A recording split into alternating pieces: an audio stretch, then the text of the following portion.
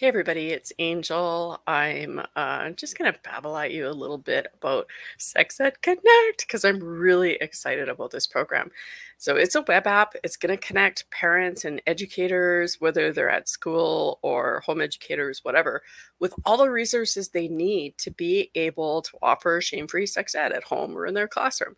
And the information that Sex Ed Connect will have is resources, learning modules with activities, with audio, visual, text resources so that it's covering a wide range of learning styles, and it's inclusive, it's shame-free, and very sex positive. So I'm very happy about that.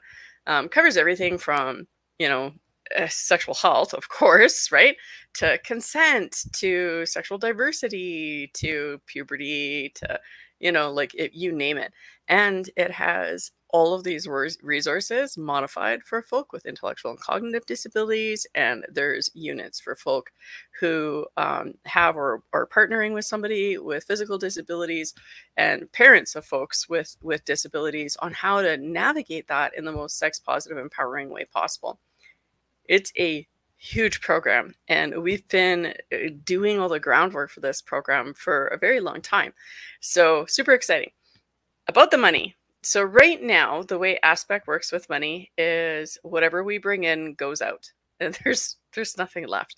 So we cover the fees for filing our end of the year accounting stuff, which has to be done in order to file your nonprofit tax return.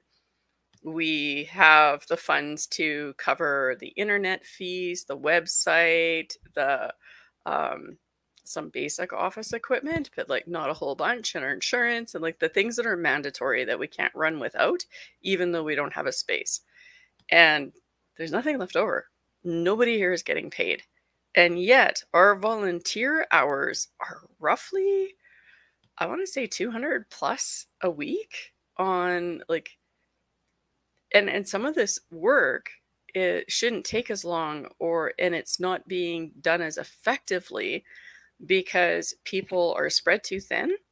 And when you're not being paid, right, your job has to come first. You're not as there's no compensation to allow the person to, have good food and a roof over their head and things like that. And it makes it harder to get really high value work. And I know even with myself, I mean, I'm educated and all of that stuff, and it's great. However, I mean, this is what I do for probably 60, 70 hours a week. I'd have to look, but hopefully I'm not any higher than that. And I'm building the sex education workshops. I'm offering them. I'm trying to train volunteers. I'm trying to keep up with the admin stuff. I'm trying to write grants. And every volunteer that steps up is like doing things that often aren't part of their skill strengths, but they're doing it because it just needs to get done. And if we can have paid positions, then we can pay people to do the things that will benefit the organization by bringing their skills in, rather than just spreading people really thin across the place. So when you're looking at the goals at each level, it shows what we'll be able to do. And those things are needed in order for this program to run. Okay, so part of Sex Ed Connect is that there's also one-on-one with the parents and the educators answering questions. There's parent support, educator support groups, like the whole 9 yards.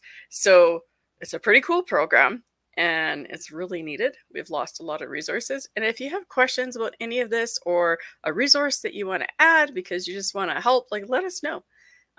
We're here for the community. So hopefully we'll see you at the celebration when this fundraiser is a success. And yeah, share the news. Sex Ed Connect.